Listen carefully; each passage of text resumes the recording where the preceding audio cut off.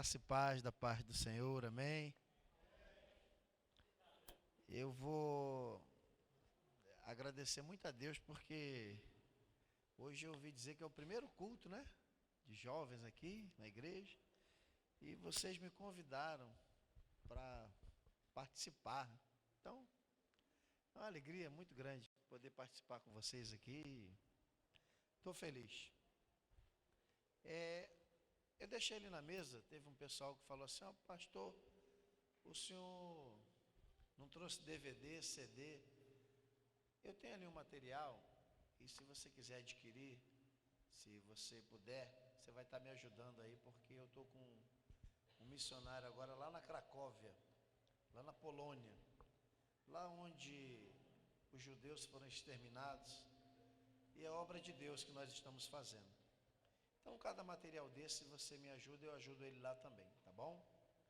Temos um livro aqui que a gente está lançando, veio aqui para a região para lançar aqui. Um livro muito importante para a mulher que quer se tornar sábia, que sabe que pode ser transformada, pode ser usada. Eu estou lançando um livro chamado Uma Entre Mil, Quem a Achará? E falo sobre a trajetória de mulheres que impactaram gerações através das suas virtudes. Então tem a história de mulheres muito importantes aqui, inclusive de uma mulher que é o sinônimo de toda mulher que uma mulher não deve ser, Jezabel, que é a mulher que influencia para mal. Mas temos uma mulher que também é importante, Abigail, que é a mulher que contorna as situações através da sua sabedoria. Tem Esther, a mulher que governa, a mulher que reina. Então nós temos várias mulheres aqui, e aproveitar que tem bastante mulher aqui hoje, então esse livro vai ajudar você bastante. Tem alguns outros livros também ali, cada livro custa R$20. Se você levar 2, fazer o seguinte, fazer uma promoção hoje, se você levar 2, você paga 30, e pode pagar no cartão ali, tem maquininha ali, tá bom? Tem um conjunto de DVDs com 3 DVDs, tá R$20, é só para você ter material mesmo, para poder crescer na fé e, graças a Deus, chegar onde Deus quer que você chegue. Vamos ficar de pé por um momento para ler o texto sagrado? Nós vamos ler a primeira carta de Samuel, no capítulo de número 3. Primeiro livro do profeta Samuel. Acostumado a falar em carta, né? Fala em carta.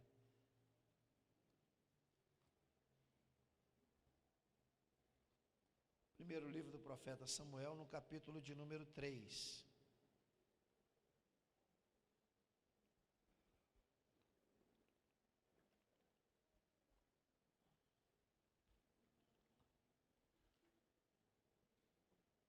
Quem achou, diga amém. Oh, maravilha. Diz assim a palavra do Senhor.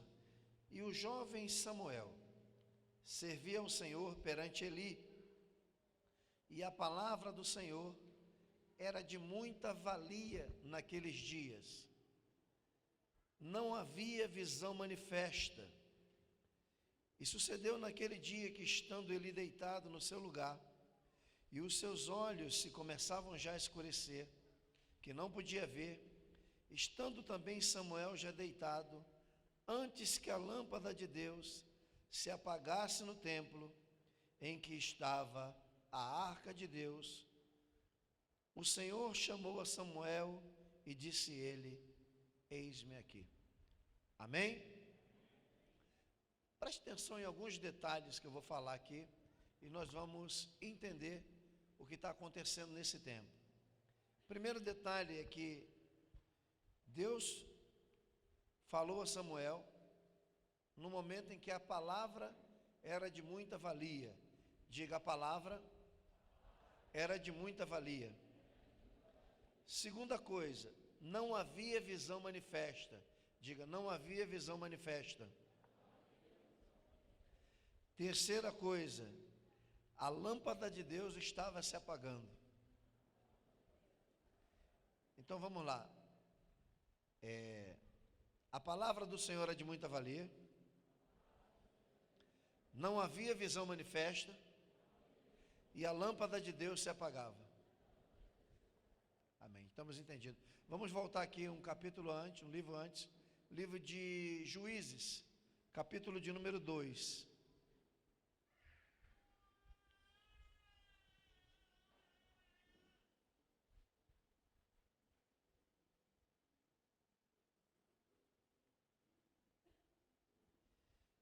Versículo de número 8. Os irmãos acharam? Diz assim: faleceu, porém, Josué, filho de Num, servo do Senhor, da idade de 110 anos, e sepultaram-no no termo de sua herdade, em Timnat-Heres, no monte de Efraim, para o norte do monte Gaás. E foi também congregada toda aquela geração a seus pais. Diga, toda uma geração morreu. E outra geração após ele se levantou. Diga, nasceu outra geração. Vamos bem. Que não conhecia o Senhor, nem tampouco a obra que fizera a Israel. O que é que nós lemos aqui? Uma geração morreu. E nasceu outra geração que não conhecia o Senhor. E nem se lembrava dos feitos do Senhor. Amém? Deixa eu ver aqui onde nós vamos agora. 1 Samuel de novo, capítulo 1. Não é maldade não, tá? É para você entender algumas coisas aqui, que está salteado, a gente precisa encaixar isso aqui nessa noite. 1 Samuel, capítulo 1.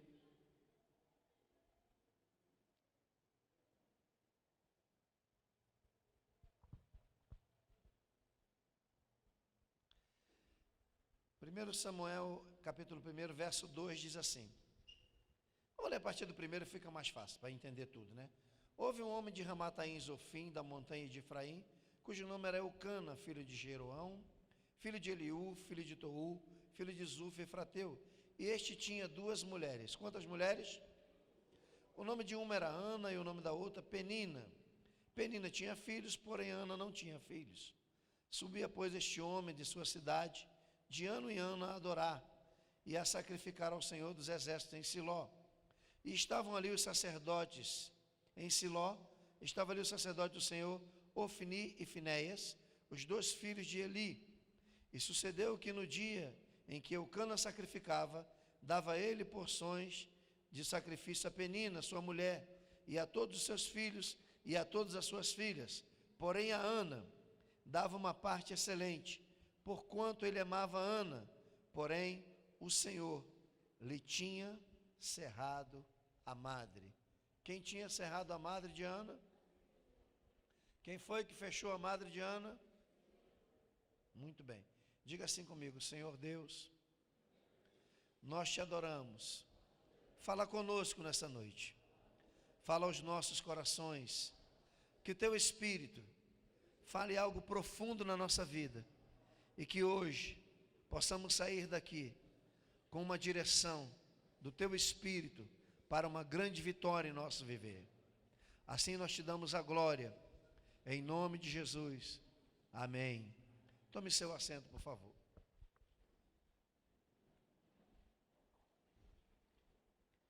Irmãos, eu fiz questão da gente ler esses textos. Por quê? Porque já tem uns 2 anos e meio que eu venho estudando sobre gerações e a importância de uma geração.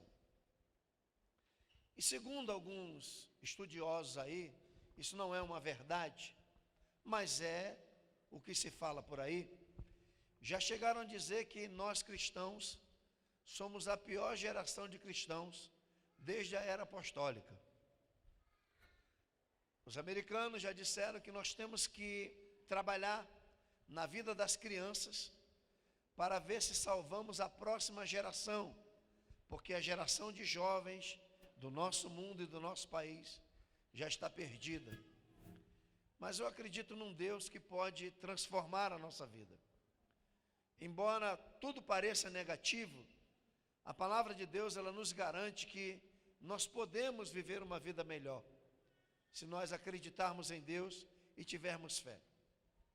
Como hoje é um trabalho para jovens, e eu sei que aqui tem jovens de 40, de 50 anos, de 30, são todos jovens, nós temos que pensar no futuro da nossa nação. Nós estamos vendo o caos que está na nação hoje. Parece que nada mais é verdadeiro nesse mundo. Mas, como disse, nós acreditamos num Deus que pode mudar todas as coisas. E por que escolhemos esse texto aqui? Para falar sobre a importância das gerações. E o que pode acontecer se a gente não funcionar. O que pode ocorrer amanhã se a gente fracassar hoje. Mas o que pode acontecer amanhã se a gente acertar hoje. Então, tudo isso é válido. E eu queria que isso ficasse marcado na sua mente. E você entendesse a importância que você tem no mundo. Você não nasceu por acaso. Você não nasceu por acidente. Mas você nasceu para um propósito dado por Deus. Então, por isso, é importante entender, até mesmo porque você está aqui nessa noite. Você não está aqui somente para estar sentado, ouvindo uma mensagem, se alegrar, depois ir para casa, e se gostou da mensagem, gostei, se não gostou, critica. Não, não é isso. Nós estamos aqui para poder falar de Deus, falar de suas maravilhas, contar para as nossas próximas gerações o que Deus tem feito hoje, e as nossas próximas gerações sejam totalmente abençoadas, e esse mundo se torne melhor, através até mesmo de nossa vida hoje, que nós podemos influenciar outras gerações. Nós lemos aqui que no tempo de Samuel aqui, quando Samuel era menino ainda, Deus falou com Samuel, garoto, pequeno, menino, adolescente. Samuel já estava no templo, Samuel já era preparado para ser um sacerdote. Mas por que Samuel está ali? Por que a história começa falando que sua mãe tinha a madre cerrada por Deus? O que está acontecendo? Qual é a trama dessa história? Então eu queria mergulhar um pouquinho na história com você e mostrar para você como nossos erros afetam no futuro e como nossos acertos podem mudar a humanidade. Nós estamos lendo no capítulo 3, que na época de Samuel, a época que Samuel nasceu e foi introduzido no templo, a palavra do Senhor era de muita valia. Se parece isso com os dias de hoje? Não havia visão manifesta. Se parece isso com os dias de hoje? A lâmpada de Deus se apagava no templo. Se parece isso com os dias de hoje? Parece que nós temos uma reflexão dos dias atuais, porque parece que quanto mais se prega, quanto mais se ensina, menos as pessoas sabem o caminho que devem seguir. É uma coisa interessante, porque no meio de tanta palavra, no meio de tantas vozes, parece que a voz de Deus não é tão clara. No meio de tanta profecia, no meio de tanto ensinamento, parece que a gente ainda não aprendeu a ser maduro. E aqui nós temos um retrato dos dias atuais. Mas o que está acontecendo no templo? O que está acontecendo na nação nesse tempo? Acontece que havia um sumo sacerdote chamado Eli.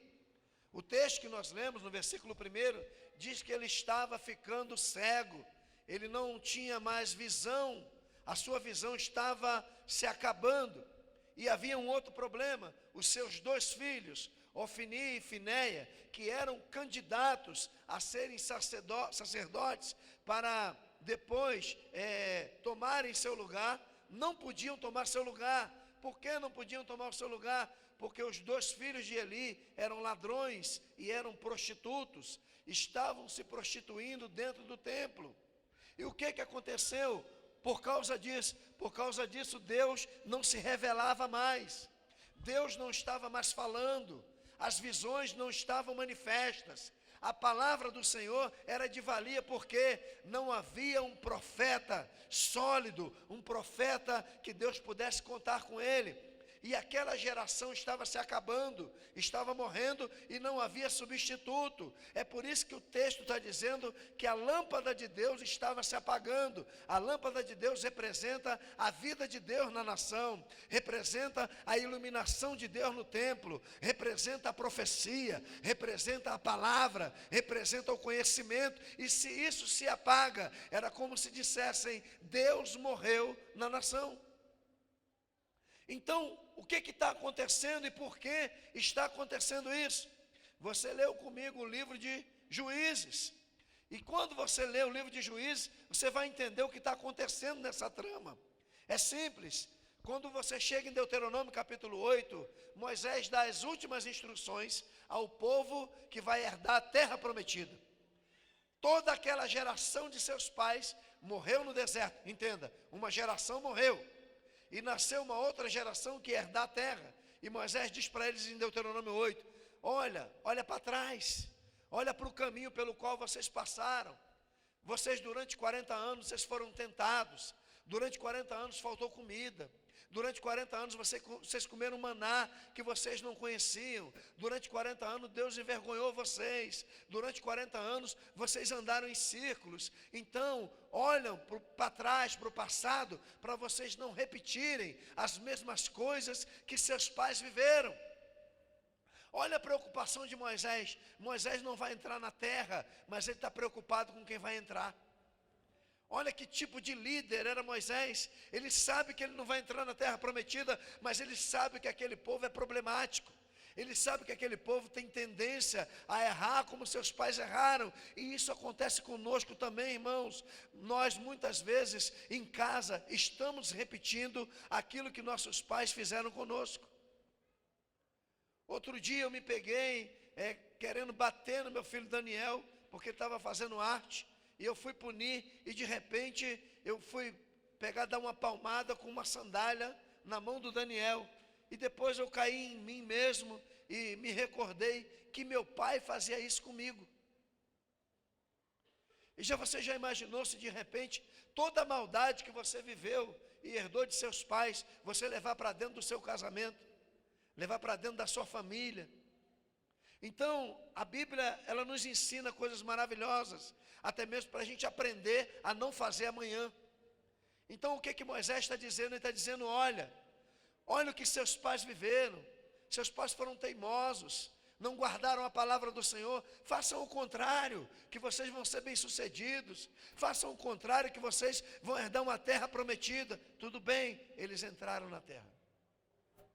E passaram e viveram na terra. E sabe, tem gente que é melhor viver no deserto do que na terra prometida. Porque no deserto ele está sendo provado, mas está aos pés do Senhor. Quando ele está na bonança, ele esquece de Deus. Quando ele começa a ganhar muito dinheiro, ele esquece de Deus. Quando ele começa a ficar famoso, ele esquece quem fez ele famoso, quem deu a vida para ele. E a gente tem que viver sempre sendo grato a Deus, porque estar aqui já é um milagre. Deus hoje nos deu fôlego de vida e nós temos que agradecer isso a Deus.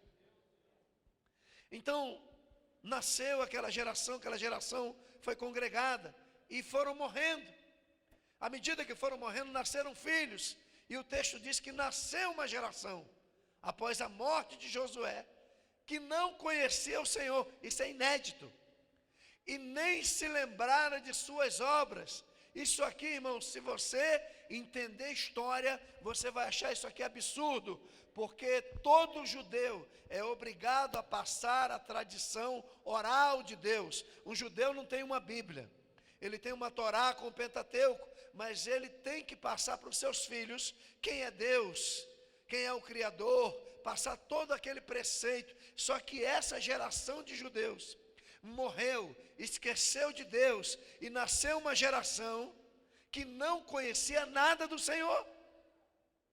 E o que acontece quando nasce uma geração que não sabe nada de Deus? Essa geração vai sofrer, porque é uma geração sem alicerce, é uma geração sem planejamento, é uma geração sem futuro, é uma geração sem perspectiva do amanhã, é um povo que atira para onde olha.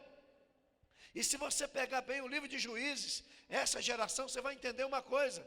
No livro de Juízes está escrito que era uma geração oscilante. Era uma geração que uma hora Deus intervia na situação, livrava eles, mas eles daqui a pouco se perdiam novamente. Aí Deus levantava um juiz, aí esse juiz dava um jeitinho, passava um pouquinho de avivamento, daqui a pouco vinha o esfriamento. Eles viviam um tempo de bonança, daqui a pouco um tempo de escravidão, e o livro de Juízes termina assim: naquele tempo não havia rei em Israel, e cada um fazia o que bem entendia. Isso é muito triste, porque isso prova que se a gente não tiver uma liderança, não tiver alguém que nos ensine, nos instrua com os preceitos de Deus, nós vamos penar nessa terra. Eu não sei se você pensa como eu penso, mas depois que eu aceitei Jesus, eu dei uma olhada para trás e eu falei assim: gente, se eu soubesse que era assim, eu já tinha vindo antes. Porque quando eu olhei e vi quanta besteira eu fiz na minha vida, quanto tempo eu perdi e quantas coisas escaparam da minha mão por eu não entender nada de Deus, que eu era uma pessoa que já era para ter morrido, mas a misericórdia de Deus é muito grande e me permitiu viver e se salvar para poder estar aqui falando para você. Então o que vai acontecer? O tempo vai passar, essa geração também vai morrer, e sem conhecimento de Deus vai nascendo um povo sem conhecimento de Deus, sem conhecimento de Deus. E desde Moisés do Êxodo até a história de Samuel, nós vamos ver uma oscilação e um afastamento de Deus, porque ninguém preparou o caminho. E aí quando chega no primeiro livro de Samuel, você vai ver uma história intrigante, que parece que não tem nada a ver com a história. E diz que tem uma mulher chamada Penina e uma mulher chamada Ana, que são casadas com um homem chamado Eucana. E aí acontece um problema. Qual é o problema? É que Penina tem muitos filhos, mas Ana não pode ter filho. Só que Ana não pode ter filho, não é porque Ana é doente, não é porque Ana tem problemas de saúde ou problemas genéticos, é porque Deus lá de cima olhou para Ana e fechou a madre de Ana. E é interessante que nós vamos ser chamados a atenção agora para uma coisa importante. Por que que Deus faz isso? Permitiu que Ana fosse afrontada por Penina, e Ana começou a viver com aquele desejo de ter um filho, porque certamente uma mulher hebreia, quando não tinha filho, ela se sentia como amaldiçoada, vítima da sociedade, porque toda mulher sonhava em ter um filho, porque havia a profecia de Gênesis 3:15, e elas achavam que quando tivesse um filho, esse filho poderia ser o Messias. Até hoje em Israel, ou nos países islâmicos, quando nasce uma menina, eles dizem: nasceu um aborto. Porque a mulher é estigmatizada nesses países, até o dia de hoje, por causa do pecado de Adão e Eva. Então, o tempo passou, e de repente você vai vendo que ele vai ao templo, uma vez por ano, ele sobe ao templo para adorar o Senhor, oferecer sacrifício para os seus filhos, oferecer sacrifício para Penina, mas quando ele olha para Ana, ele diz: a Ana é mais solitária, a Ana é mais sofrida, a Ana é afrontada, por ela eu vou dar uma porção dobrada. E sabe, esse vai e vem, porque nesse lugar aonde eles sacrificavam, só havia uma vaga lembrança de um Deus que havia passado por ali. O que Deus está fazendo na história? Ele está maltratando uma pessoa para extrair dessa pessoa o melhor que ela tem, para começar uma geração e salvar as nações outra vez. Às vezes nós não entendemos o nosso sofrimento. Às vezes nós não entendemos o que está acontecendo conosco. Parece que tudo é contrário à nossa vida. Mas se a gente parasse para tentar, parasse para entender que nós entregamos a vida para o Senhor, então o Senhor pode ter nos escolhido para um grande trabalho. E um grande trabalho não começa da noite para o dia. Um grande trabalho, ele vai passando por fases e por etapas. Quando nós passamos por aí para ver uma construção, nós vemos um prédio, alicerce, poeira, pedra, entulho. Aí depois de um tempo, quando você passa, você olha, está o prédio construído. está uma maravilha, uma beleza para todo mundo ver. Mas no começo é o quê? No começo é tragédia.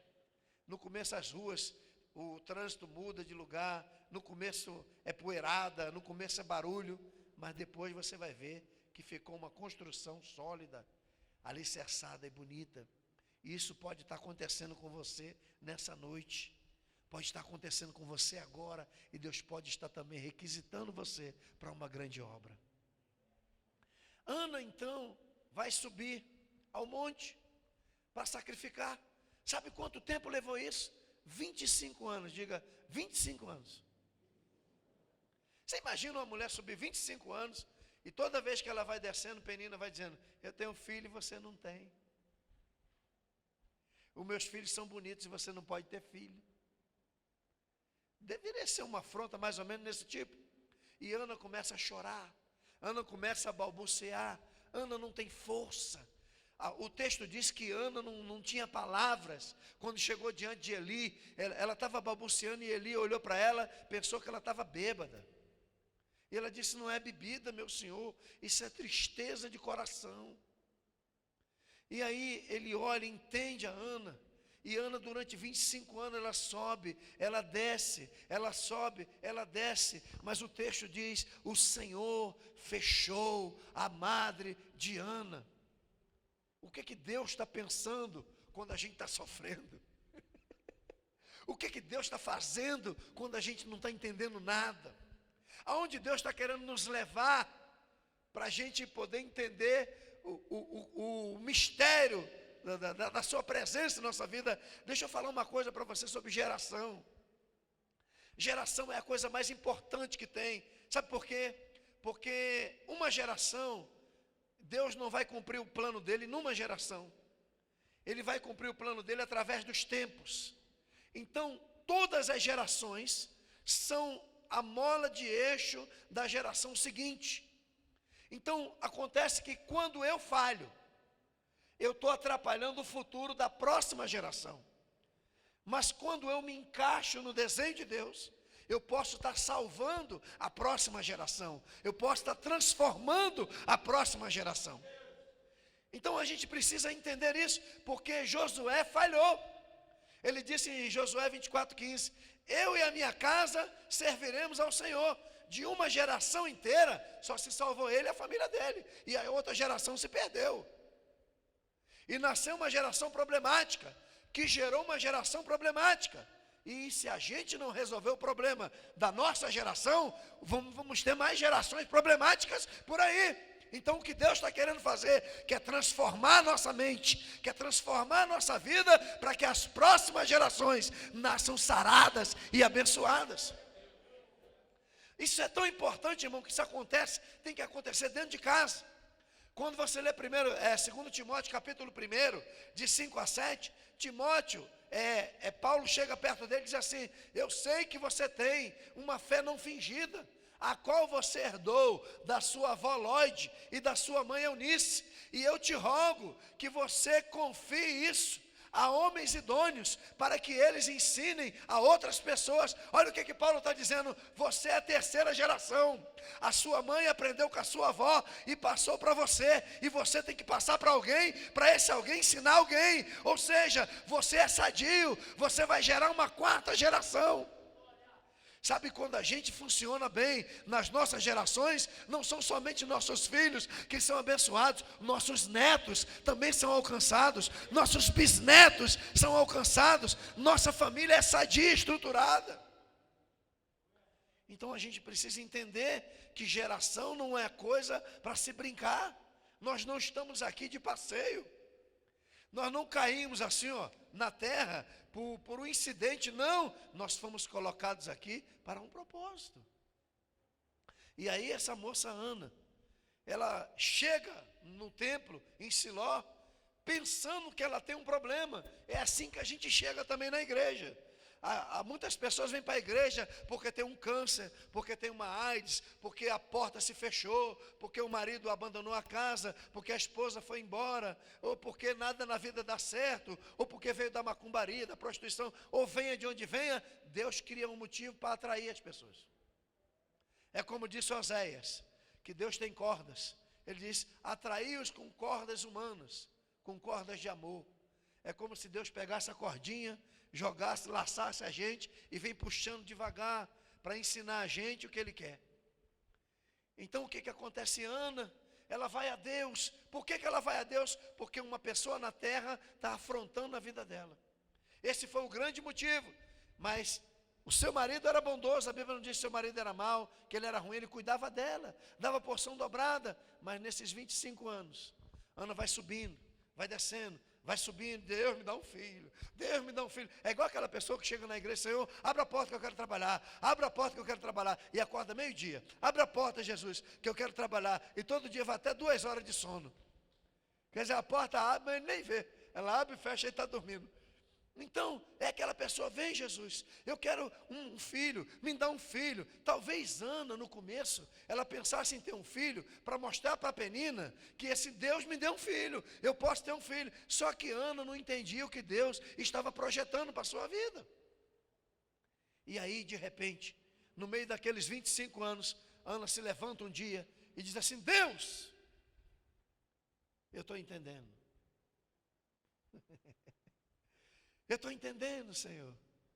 Se tu me der um filho, eu consagro ele a ti, por todo o tempo que viver. Aí Deus olha lá de cima e diz, até que fim, hein? 25 anos, minha filha. Quase que dá bodas de ouro, de prata. Para você entender o que eu quero contigo. E às vezes a gente custa entender, a gente acha que tem problema, né? Mas quem estava com problema nesse tempo era Deus. Porque Deus pensou, quem é que eu vou levantar como sacerdote? Quem vai me consagrar um filho? Aí ele falou, deixa eu machucar um aqui, para ver se esse acorda. E aí ele cerrou a madre de Ana. E para Deus, irmãos, fechar e abrir é fácil, porque Ele tem a chave de todas as portas. Para Deus fazer milagre é a coisa mais fácil do mundo. Você sabe que o que Deus tiver para fazer na nossa vida, Ele pode fazer em 24 horas. A gente pode levar 10, 30, 40, 50 anos para fazer, mas Deus realiza rápido, quando Ele quer fazer e a gente entra no caminho certo, na estrada certa, Ele faz. Vou dizer uma coisa para vocês, a Ana diz assim, Senhor, eu vou consagrar o meu filho. Se você ler Levítico, a partir do capítulo 18, por aí em diante, você vai aprender uma coisa, consagrar é dar para Deus. Tudo que se consagra se perde, não se pega de volta. Então ela entendeu que se ela consagra o filho, ele nem esposa ele podia escolher, porque está consagrado a Deus, é propriedade de Deus. Então ele era obrigado a viver no templo. Ela tinha que acabar de amamentar, botar no templo ele tinha que crescer ali, para aprender a ouvir Deus. E Deus fala no templo. E só Samuel que ouve. Mas às vezes Deus fala e a gente não entende bem. Tem que ter alguém para interpretar o que Deus disse. E Eli estava ali. Eli estava cego, mas não estava surdo. Eli conseguiu ajudar ainda o menino. E ele disse, quando Deus falar contigo, você diz o seguinte, mesmo que você não entenda, eis-me aqui. É assim, irmão, Deus falou contigo, mesmo que você não entenda, diz assim, eis-me aqui, Senhor, eu vou cumprir, eu vou fazer. Mesmo que você não esteja entendendo, vá. Porque é bênção. Deus tem caminhos escuros, mas são seguros. Aprenda isso. E aí, ela vai, entende Deus e ela se conecta. De repente ela se conecta e ela entrega Samuel. Sabe o que acontece? Ela entrega Samuel para Deus. Eu vou ensinar uma coisa para você aqui. Quantos filhos Ana podia ter? Quantos? Nenhum, não é verdade? Aí Deus pegou e deu um para ela, não foi? Foi ou não foi? Aí ela falou assim, se tu me der um filho, eu consagro para ti, não foi? Então Deus deu para ela uma semente que ela não podia ter. Aí ela pega e deu para Deus. Falou, toma Deus. Aí Deus pegou e deu mais 7 filhos para ela. Se ela dá os 7, Deus dá os 70. Isso aqui é o princípio do crescimento. Se você quer ter uma coisa grande e abençoada, semeie primeiro em Deus.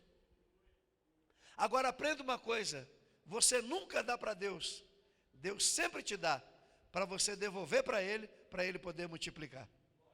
Não existe ninguém que ganhe de Deus no ato de dar. Não existe ninguém que possa dar para Deus. Em Jó capítulo 34 em diante, ele diz: quem me deu primeiro para que eu tivesse que retribuir? E Davi lá em 1 Crônicas ele diz: até o que te damos vem de tuas mãos. Ou seja, se você dá alguma coisa para Deus, é porque Deus deu para você dar para Ele e Ele multiplicar na sua vida. É assim que acontece.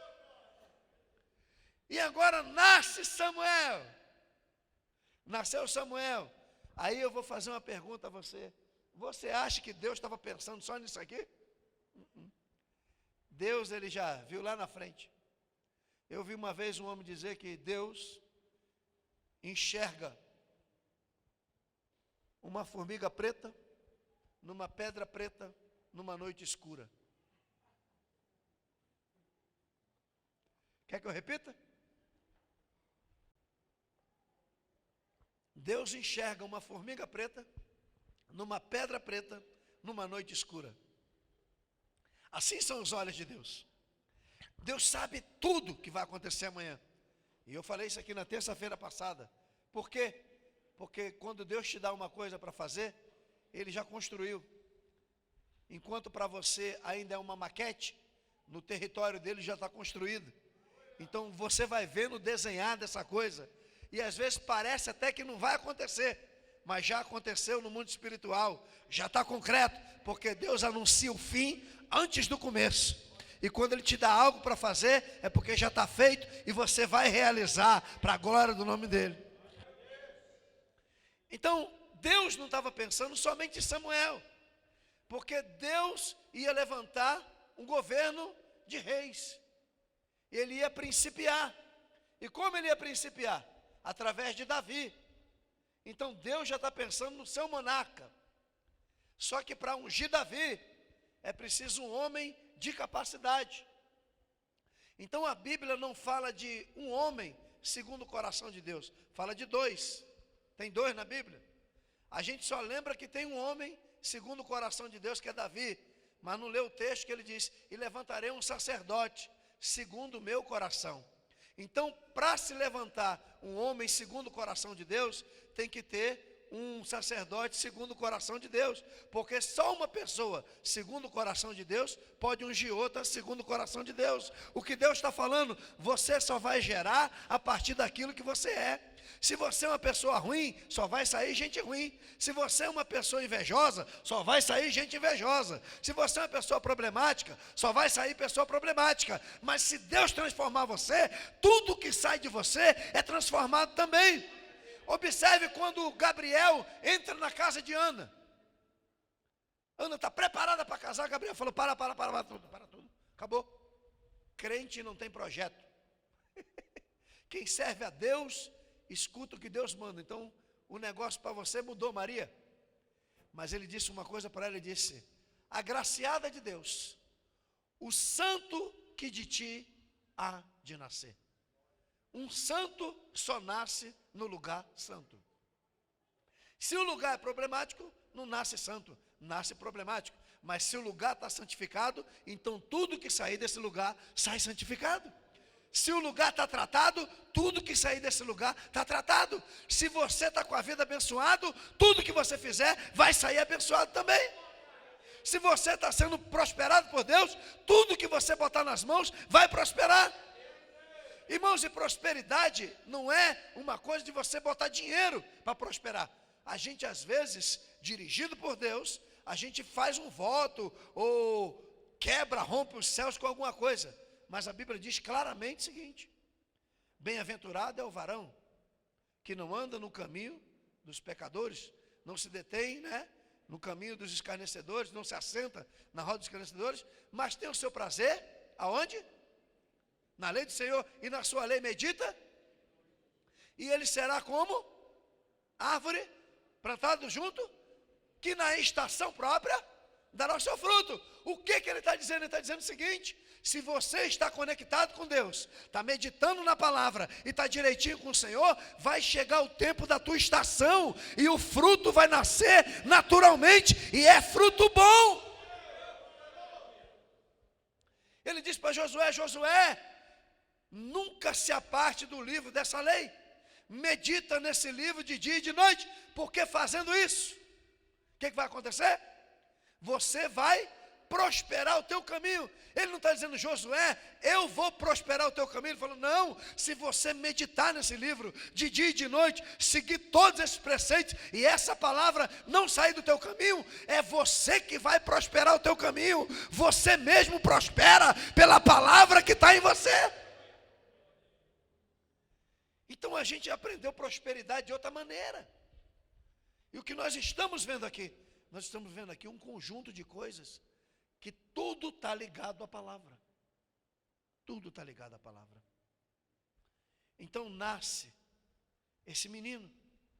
Quando ele nasce, sabe o que acontece? Nasce um sacerdote, um profeta, que nenhuma palavra caiu da sua boca. Era o sacerdote que Deus precisava. E a nação começa a ser curada. Por quê? Porque tudo que Samuel falava, Deus assinava embaixo. Tudo que Samuel dizia, Deus assinava. E o texto diz que Samuel morreu e nenhuma de suas palavras caíram de sua boca.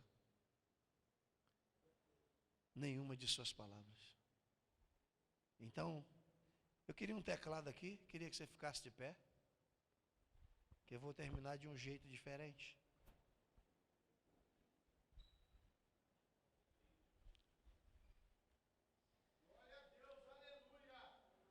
Nossas gerações precisam entender a responsabilidade que possuem. Deuteronômio capítulo 6 diz que os pais diziam para os filhos, sentado, andando, deitado pelo caminho, nos umbrais da porta. E se nós temos filhos rebeldes, muitas vezes a culpa é nossa, porque nós trabalhamos demais, chegamos em casa sem paciência, e quem educa nossos filhos é a creche, a vovó ou a vizinha. E aí quando chega a nossa vez, nós não temos afinidade nenhuma com nossos filhos. E vamos perdendo nossos filhos para essa geração contaminada. Veja o que aconteceu com Timóteo. A avó dele gastou tempo com a filha e disse, minha filha, esses aqui são os preceitos de Deus. Nasceu Timóteo. A mãe pegou e disse assim, meu filho, esses aqui são os preceitos de Deus. Então eu sei, irmãos, que a gente pode salvar, mas a gente tem que começar na nossa casa. Sabe qual é a maior obra que você pode fazer? Colocar a sua família na presença de Deus. Essa é a maior obra que você pode fazer na terra. Não tem obra maior do que essa. Às vezes vale a pena chegar em casa e dizer para o filho, filho, me perdoa, eu errei com você. Às vezes falta atenção. Às vezes o marido precisa chegar para a mulher e dizer assim, amor, me dá uns toques quando eu não estiver vendo. Porque às vezes eu passo dos limites, você entendeu? Eu queria te pedir perdão. Às vezes a mulher também precisa compreender o marido que é cabeça de homem. Irmãos, é pior do que pendrive de computador, cheio de arquivo. O camarada sai para trabalhar, ele tem que se livrar de prostituição, de gente mal-humorada, encara aqueles endemoniados do trabalho, vem na rua, está correndo risco de assalto, está na estrada, tem aqueles malucos que não sabem dirigir. Tudo ao redor de um homem é ruim. Quando ele chega em casa, a única coisa que ele quer é um ombro para se encostar, carinho. Nem comida ele quer carinho. Quer encontrar uma mulher que pelo menos entenda quem ele é. E às vezes a gente peca com isso. Às vezes a gente erra. Nós como jovens, eu tenho um filho de 26 anos e tenho um de 7. É uma diferença muito extrema. E o de 26 é fuzileiro naval, sargento agora. Suei para aquele menino fazer um concurso. Quando eu pensei que ele não passava mais em nada, ele passou. E Deus resolveu mudar a nossa geração. Eu nasci filho de pobretões. Papai era viciado em maconha desde 13 anos de idade. Eu tinha vergonha de papai. Meu pai e minha mãe, analfabetos, nunca souberam o que era o beabá. Corriam atrás de escola para mim, andavam dias e dias para eu ganhar uma bolsa de estudo. Eu nasci e cresci nas palafitas da favela da Maré, sem perspectiva de nada. Nosso banheiro era um buraco no meio da madeira, e o nosso chuveiro era uma lata d'água com um caneco no quintal em cima de tábuas. E eu fui crescendo e tinha sonhos e desejos, mas só vim me converter aos 29 anos de idade. Aos 14 anos meu irmão faleceu. Assassinaram meu irmão com 2 tiros na cabeça. E deixou 3 filhos para eu cuidar. Eu me tornei pai de família com 14 anos. Tive que interferir meus estudos. Mas eu saía pelas ruas, às vezes tinha um lugar que os mercados venciam a comida, eles jogavam lá. Eu ia lá pegar comida. Aparecia serviço na rua, eu fazia. Aprendi a pintar, aprendi a desenhar, aprendi a fazer instalações elétricas. Eu tenho mais de 10 profissões. A profissão que eu mais amo é elétrica. E Deus falou, você vai parar agora porque você vai escrever. A profissão tinha tudo a ver comigo, trazer luz. Então, sabe, a vida não é fácil. Quando nós, filhos, crescemos, nossos pais esperam que a gente ajude eles. E o que está acontecendo com a nossa geração? Eles arrumam uma namorada, arrumam um filho, trazem um neto e trazem para dentro da casa dos pais. Isso está errado.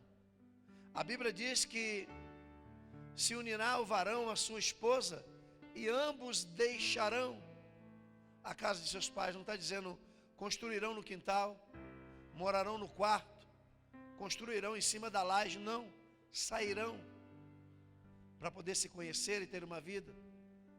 Casamento tem que ter planejamento. Por que as famílias estão sofrendo?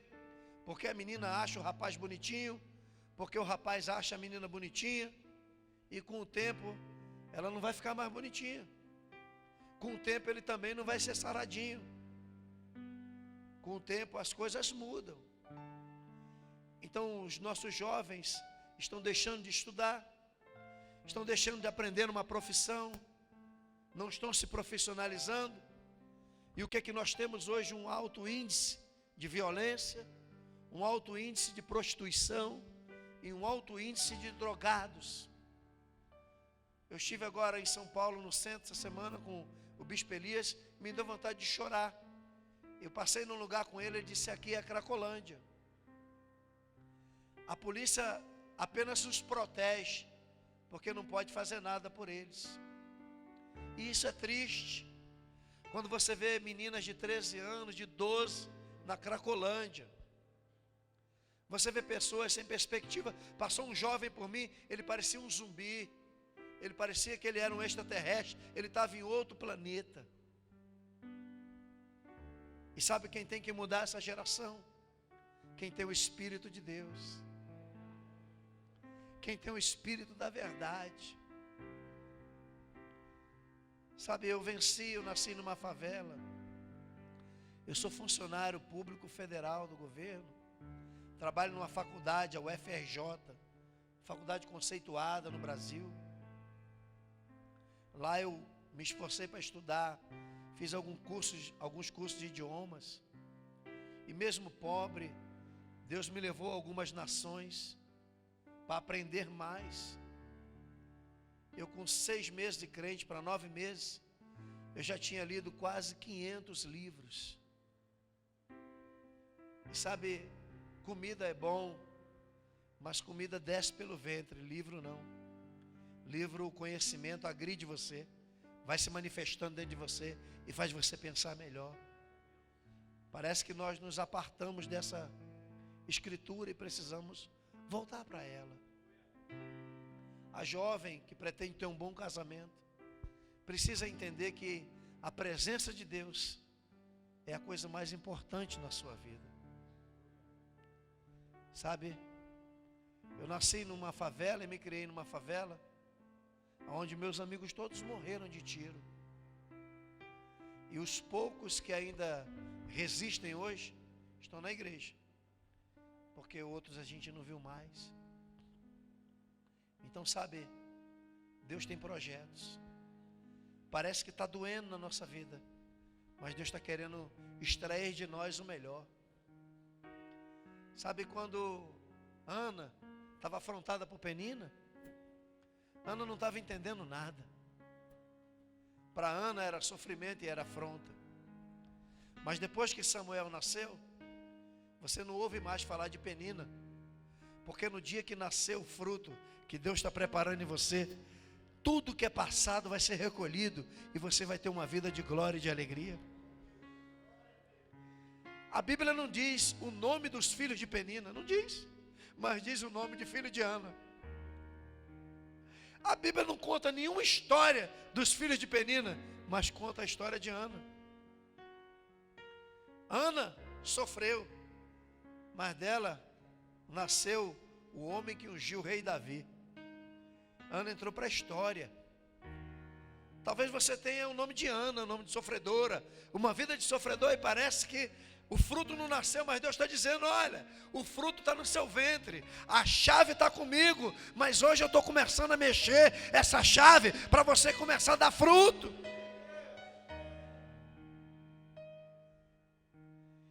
Então eu queria que você entendesse nessa noite, é possível você vencer. Deus me deu um casamento, eu sofri, mas Deus sempre esteve presente, eu estou aí, ó. Tem um filhinho maravilhoso, o Daniel, de 7 anos. Quando eu ia saindo, Daniel falou: pai, me dá seu livro aqui, eu vou orar. Jesus abençoa o livro do meu pai. Faz com que o povo compre. Abençoa meu pai. Aí falou: pai, você vai viajar? Deixa eu orar por você. Deus guarda meu pai. Protege meu pai na estrada. Protege o carro do meu pai. Eu já estou fazendo uma escola. Eu vim de uma geração desgraçada, de macumbeiros, de idólatras, de tudo que não presta. Mas a minha geração já tem um rapaz que é evangelista, o mais velho, sargento. Tem um pequeno que está na escola, numa escola cristã, mas que já ora pelo pai, que já conhece os preceitos da Bíblia. E sabe, você pode até não entender de matemática, de português, mas se entender de Deus, você já vai entender de muita coisa.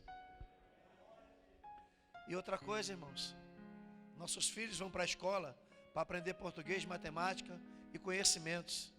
Ensinar de Deus só dentro de casa. Não acho que tem um culto que vai transformar a tua família, não. A tua família tem que ser transformada em casa com o teu trabalho. E a igreja ficar leve com a presença de uma família que louva a Deus. Você faz parte dessa geração que pode transformar a Praia Azul, pode transformar todos esses lugares. Na terça-feira eu falei aqui de José. Todo mundo riu de José, mas Deus não riu, porque Deus falou: José, eu estou te mostrando o teu futuro. Não estou te dizendo como você vai chegar lá, mas você vai chegar. E sabe, irmãos, João Batista chegou sem cabeça, mas chegou. Só que ele está sem cabeça aqui, mas na glória ele está inteirinho. Então nós vamos chegar também. Que esse culto de hoje fique marcado. Entenda que quando uma geração falha, o futuro é roubado. Quando uma geração vence, o futuro acontece. Eu trabalhei, vou terminar aqui agora, numa fábrica de calçados de uma empresa famosa no Brasil que estourou, e os jovens usavam muito essa marca chamada Company. E eu trabalhava com a parte de calçados. E chegava numa mesa um rolo de brim, e vinha um camarada com uma forma e cortava uns pedaços de brim e mandava para a mulher da costura, e essa mulher costurava e montava. Isso ia para um camarada que tinha uma forma de madeira. O camarada ia, montava e colocava uma palmilha e fazia o formato do sapato. Só que do outro lado tinha um grupo trabalhando, e um grupo cortava a borracha na medida da sola, o outro fazia o salto, colava o salto, ia para o outro lixar, e vinha para o outro completar com um viés. Aí depois vinha para o outro montar o salto com a forma, depois prensava, desenformava e dava para o inspetor de qualidade, para ele olhar se o calçado estava bom para ir para a loja. Mas se o cara da borracha cortasse a borracha errada, o sapato não saía. Porque era um grupo que todo mundo dependia um do outro para poder construir o calçado. E se um solado parasse ali, uma obra não ficava perfeita. Deus também trabalha assim. Deus viu o final de tudo e escreveu. E no final a gente ganha. No final Satanás é derrotado. No final nós estaremos ao lado do Senhor. No final nós estaremos reinando. No final, e você tem que se alegrar, porque você faz parte do final, porque se você não fizesse, você não estava aqui. Então você está na história de Deus. Deus colocou você na história que Ele escreveu. Só que você tem que entender que você não pode falhar. E você não pode vir à igreja só porque toca, só porque canta, só porque prega, só porque te deram um cargo. Não. Você tem que vir à igreja como o homem mais agradecido dessa terra, por saber que Deus, no livro dele, escreveu o teu nome na história. E a tua família também vai fazer parte, porque se você entrou, tua família tem direito por causa de você. Tudo que sair de você tem direito. Tudo que você produzir na terra pode ser abençoado. Eu vim aqui hoje trazer essa notícia para você. E antes de orar por você, eu queria que você desse as mãos aí, fechasse esse corredor. Eu queria fazer uma oração para que toda coisa ruim que vieram de gerações até a nossa vida pare aqui hoje mesmo e comece a nascer os frutos de Deus que estão dentro de você. Ana guardava um segredo e não sabia. E seu segredo foi tremendo para as nações. Ela não podia imaginar que durante todo esse tempo de sofrimento, Deus ia lhe dar tanta alegria. E através dos séculos, seu nome ia ser falado e conhecido. E isso sabe como é que se chama? Influência de gerações. A sua vida não termina quando você morre. A sua vida continua mesmo depois da sua morte. Então, nós podemos influenciar outras gerações com a nossa qualidade de vida e por aquilo que nós vivemos em Deus. Pai querido, nessa noite eu quero te agradecer pela tua palavra. Senhor, muito obrigado pela família que tu nos deste. Na verdade, nós não sabemos de nada. Às vezes nós criticamos nosso pai, criticamos nossa mãe, criticamos nossos irmãos, não sabemos compreender nossos cônjuges, não amamos perfeitamente nossos filhos. Mas nos ensina, Senhor. Nos ensina, porque Tu és um Deus que conhece o nosso interior. Nos ensina, Pai querido, a ver aonde parece não ser possível ver, a enxergar pelos olhos da fé, meu Senhor, a Tua grandeza e saber que nós não estamos desamparados. Obrigado porque Tu nos escreveste na Tua história. Não tem privilégio maior nessa terra, Senhor, do que se tornar filho de Deus. Nós poderíamos ser filhos do presidente da república, mas não teríamos mérito algum, Senhor. Mas somos filhos do Santo de Israel, do Altíssimo e grande Deus, o Criador de todas as coisas. Obrigado, Senhor. Obrigado por aquilo que nós nem compreendemos, mas abre nossos olhos. Como disse Davi, desvenda nossos olhos, para que possamos ver as maravilhas da tua lei. Obrigado, meu Deus, por essa igreja do Nazareno, aqui na Praia Azul. Obrigado pela vida do pastor Bento, sua esposa, sua família, seu genro, sua nora, suas filhas, seus filhos, Pai, todos os membros dessa igreja, os obreiros, os músicos e aqueles que estão por vir. Pai, faz milagres nessa igreja. Pai, derrama da tua graça infinita, da tua grandeza sobre a vida dos teus filhos. Que esse não seja somente o primeiro culto abençoado, mas que essa seja a porta aberta para a salvação de centenas e milhares de pessoas aqui nesse lugar. Dê condições ao teu servo de construir aquele terreno e toca no coração dessas pessoas que podem, para que venham de bom grado, Senhor, a dar além daquilo que eles determinaram no coração e além daquilo que teu filho pensou, porque tua palavra diz que tu é poderoso para nos dar além do que pedimos e além do que pensamos. Eu abençoo os jovens dessa igreja. Eu quebro toda a mazela que veio das gerações anteriores sobre a vida deles. Toda a mazela de pais, de parentes, de avós, de bisavós, eu decreto uma palavra de um novo começo. Eu decreto que hoje é o dia do fruto nascer, do fruto ser gerado.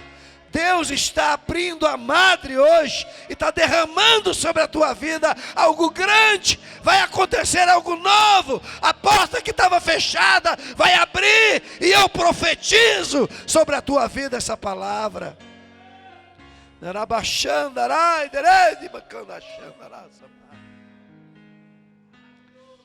Obrigado pela tua igreja, Jesus.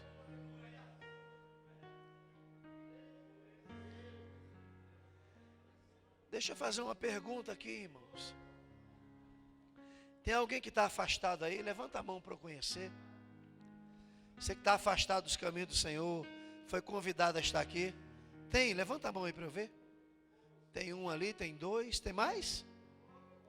Tem mais um ali, 3, 4. Tem alguém que ainda não é crente, nunca confessou Jesus? Você teve até vontade, mas não teve coragem? Tem? Eu queria chamar vocês aqui na frente. Vem receber Jesus nessa noite, vem. O Jesus que entrou na minha vida, entra na tua vida também. Vem voltar para Jesus nessa noite, vem. O irmão que está do lado dessa pessoa, ajuda ela. Vem que Deus vai escrever para você aquilo que você deixou que Ele não escrevesse, vem. Porque na verdade Deus não escreve uma nova história. Você volta para a história que Ele escreveu para você. Está aqui a primeira pessoa, está a segunda. Vem, sai do teu lugar. Jesus está falando contigo, vem. Tem mais alguém? Vem, irmão, ajuda essa pessoa aí. Às vezes eu não sei quem é. Você sabe quem é. Dá um abraço nela assim, ó. Dá um golpe de UFC no pescoço assim, ó. Que ela não vai poder mexer o pescoço, ela vem contigo. Às vezes está faltando, sabe o quê? Só um empurrãozinho. Eu sei que você quer vir. Eu sei, você deve estar dizendo assim, olha, eu não consigo me firmar. Mas é claro que você não consegue se firmar. Quem firma você é o Senhor. É ela, essa menina? Vem, minha filha, eu vou orar por você. Olha, não é vergonha não. Vergonha é a gente se perder sem Cristo. Abraçar Cristo é um privilégio. Vem que eu vou orar por você, não tenha vergonha não. Ajuda ela aí, irmão, pega ela aí pelo cabelo. Isso, pega ela aí, ajuda ela aí. Ela está precisando só de uma ajuda, isso. A pessoa que está do teu lado aí, traz ela com jeitinho, aí ó, maravilha. Às vezes a pessoa tem vergonha, está tímida. A timidez só ajuda a gente a perder as bênçãos. Como é teu nome? Suzana? Tão bonitinha, Suzana. Poxa, Suzana. Jesus é bom, quer fazer coisas maravilhosas na tua vida. Você vai se firmar em Deus. Eu quando aceitei Jesus, parecia que eu era um ser diferente lá na frente, eu não entendia nada. Aí foi acontecendo. E hoje eu estou aqui. Vamos abençoar essas vidas, irmãos? Posso pedir você a gentileza de ficar de pé mais uma vez? Para a gente estender a mão aqui e abençoar. Quando começa um culto e tem salvação, é sinal que Deus está falando. Estenda as suas mãos. Pai querido, nós abençoamos essas vidas. Ministramos sobre eles o Teu Espírito Santo. A Tua palavra diz que aquele que confessa Teu nome recebe. É selado com o Espírito Santo da promessa. Então nós queremos nessa noite abençoar essas vidas. Quebrar toda maldição de família. E se algum deles tem alguma enfermidade, se algum deles tem algum problema, nós queremos agora repreender todo o mal, todos os males dessa vida. Queremos pedir que haja paz nesses corações, que haja uma convicção verdadeira da salvação, e que o Teu nome, Senhor, seja glorificado na vida deles. Alcança também seus parentes, seus familiares, que eles entendam que essa geração pode ser transformada por eles. Escreve seus nomes no Teu livro, e não deixe que de maneira nenhuma seja riscado. E assim nós nos alegramos, Pai, porque tem festa hoje nos céus, por essas vidas que aqui estão. Muito obrigado, Senhor, porque o Senhor é o mesmo ontem, hoje e eternamente será, e continua salvando, continua transformando vidas. Nós abençoamos Teus filhos e Tuas filhas nessa noite, no poder do nome de Jesus. Você pode dar um aplauso para essas vidas? Amém. Acho que alguém vai acompanhar vocês aí, tá? Escrever o nome, endereço, telefone de vocês, tá bom? Para terminar, irmãos, deixa eu orar por toda a igreja. Vamos fazer o seguinte. Eu vou contar uma coisa para você ficar com fé para orar, tá bom? Jesus contou uma parábola e ele disse o seguinte: se um viajante vier cansado numa noite e bater na porta de um amigo conhecido e importuná-lo, é a parábola do amigo importuno, e pedir a ele pão porque está com fome, e bater e incomodá-lo na madrugada, ele abrirá a sua porta, ou porque é amigo, ou porque ele está sendo importunado. E logo em seguida Jesus diz assim: por isso vos digo, batei e abri-se-vos-á, buscai e acharei, pedi e dá-se-vos-á. O que Jesus estava querendo dizer? Ele foi simples e claro e disse assim: olha, se vocês começarem a bater e começarem a me importunar, eu abro a porta para vocês. Posso não abrir porque sou amigo, mas vou abrir porque vocês estão me perturbando. Mas que eu abro, eu abro. Então ele está dizendo que se você pede, você recebe. Se você bate, eu abro a porta, tá? E se você busca, você encontra. O que ele estava dizendo? Acredite no que você vai pedir e peça. Se não chegar hoje, peça amanhã. Se não chegar amanhã, peça depois da manhã. Se não chegar depois da manhã, peça. Porque uma coisa eu garanto para você: vai chegar. Porque você está pedindo e eu ensinei você a pedir. Então eu quero que você que precisa de um milagre, precisa de uma cura, precisa de uma transformação na família, precisa de um emprego, precisa de uma melhoria na sua vida espiritual, porque se o espiritual estiver bem, tudo o resto vai dar bem. Então você vai botar a mão no teu coração e eu vou abençoar a tua vida, tá bom? Feche teus olhos, Pai. Nós entendemos o que o Senhor falou, Senhor, e nós estamos pedindo, estamos batendo e estamos buscando dias melhores, buscando paz em nosso coração, buscando comunhão contigo, batendo de frente com nós mesmos, batendo de frente com a nossa ignorância, pedindo que a porta se abra para que possamos seguir o caminho certo e poder te conhecer. Aonde houver uma enfermidade agora, Senhor, no sangue, nos músculos, nos nervos, nos rins, se tem alguém lá no CTI, na UTI, nós pedimos que teu Espírito vá até lá, para curar essa pessoa, tirá-la de lá e fazer um milagre. Se o médico diz que não tem mais jeito, nós queremos dar uma palavra de ordem no mundo espiritual e dizer: tem jeito, porque o Senhor diz: pede, bate, busca, que eu respondo. Se a porta não abria, nós quebramos toda a maldição, todo o intento de Satanás e declaramos uma porta aberta. Declaramos um milagre, seja em que esfera for, na área material, sentimental, espiritual, física, na família, aonde for.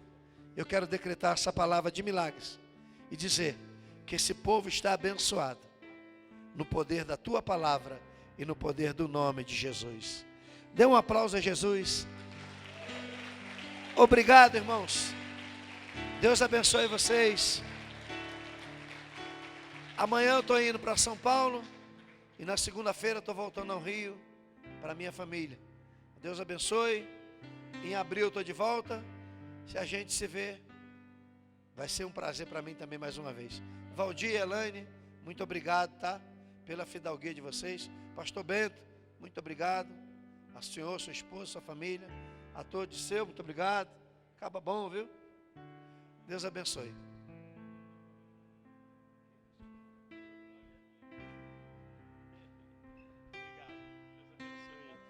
Glória a Deus. Amém, irmãos? Fomos abençoados, não fomos? Vamos voltar para casa numa alegria, né? E por essas vidas tão lindas, né? Que tiveram aí um encontro com o Senhor de novo, não é? Porque a gente já conhece, já sabe, já ouvimos falar. Mas um encontro pessoal é muito importante.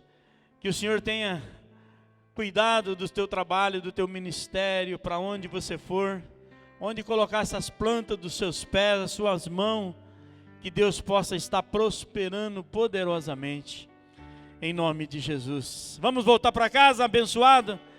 Senhor Jesus, graças te damos, porque a tua palavra mais uma vez é confirmada em nossos corações, e nós estamos felizes, contentes, pela palavra implantada mais uma vez em nossos corações. Obrigado, Espírito Santo. Obrigado, meu Deus. Leva nós de volta agora, abençoados para nossa casa. Tenhamos uma noite deliciosa e que amanhã, dia do Senhor, estaremos aqui adorando ao Senhor. Que a graça do Senhor Jesus Cristo, o amor de Deus, o Pai, e a comunhão do Espírito Santo nos leve agora, abençoados e guardados, curados e abençoados por Ti, hoje, amanhã e todos os dias. Vamos aplaudir o Senhor bem forte? Obrigado, Deus! Oh, aleluia! Obrigado por esse trabalho lindo. Primeiro dia, primeiro culto da vitória. Você está com a vitória nas suas mãos. Amém?